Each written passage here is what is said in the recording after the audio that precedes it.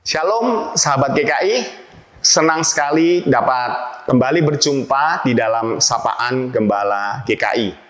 Bersama saya, Pendeta Cenglison Cahyadi dari GKI Anugerah Bandung. Hari ini kita akan merenungkan tentang kuasa doa yang menyembuhkan. Mari kita bersama-sama membaca dari 2 Raja-Raja pasalnya yang keempat, ayatnya yang ke-33. Sesudah Elisa masuk, ditutupnyalah pintu, sehingga ia sendiri dengan anak itu di dalam kamar. Kemudian berdoalah ia kepada Tuhan. Pada tahun 1854, wabah kolera menyerang kota London dan menewaskan ribuan orang. Di tengah-tengah krisis itu, seorang dokter bernama John Snow berusaha menyelidiki sumber penyebaran penyakit. Sementara itu, seorang pendeta bernama Charles Spurgeon tidak tinggal diam.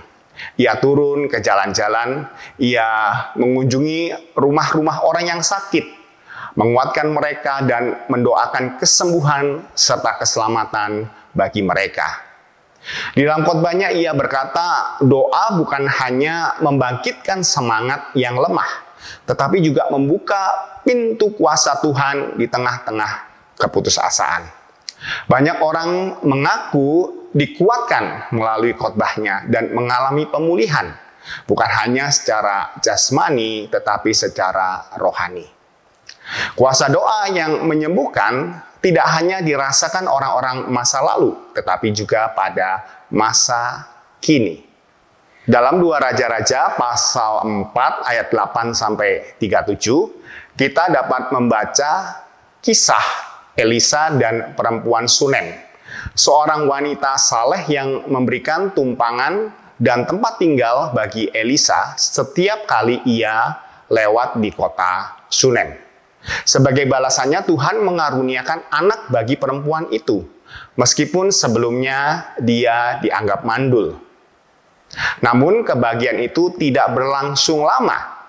Anak itu meninggal secara tiba-tiba di pangkuan ibunya. Respon perempuan itu sangatlah menginspirasi. Ia tidak meratapi atau menyalahkan Tuhan, tetapi ia mencari Elisa, nabi yang telah memberkati rumah tangganya. Ia tahu bahwa hanya Tuhan yang sanggup mengubah situasi yang tampaknya tidak ada harapan. Elisa pun datang. Ia masuk ke kamar tempat anak itu terbaring.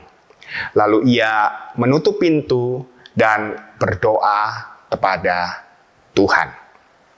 Elisa tidak langsung melakukan tindakan ajaib. Ia lebih dahulu sujud di dalam doa.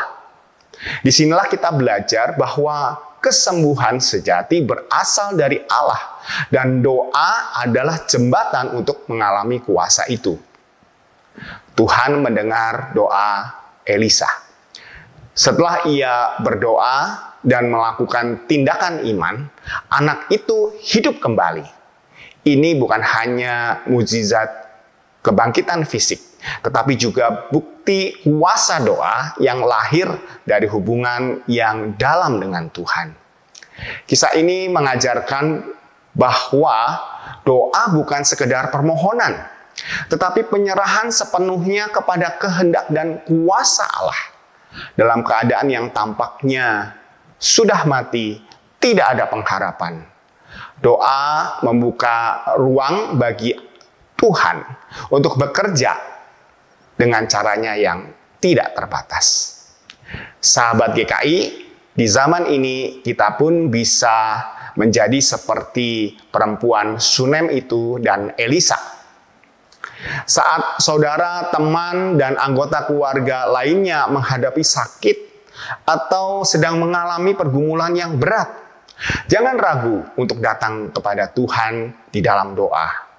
Bahkan jika kesembuhan itu tidak langsung terjadi, tidak langsung datang secara fisik, Atau juga kita tidak langsung mendapatkan jalan keluar. Doa akan selalu membawa penguatan batin dan pengharapan bagi kita. Doa akan membawa damai sejahtera dari Tuhan. Sahabat GKI, doa tidak selalu mengubah keadaan, tetapi doa selalu mengubah hati yang berdoa dan membuka ruang mukjizat dari Tuhan. Mari kita berdoa.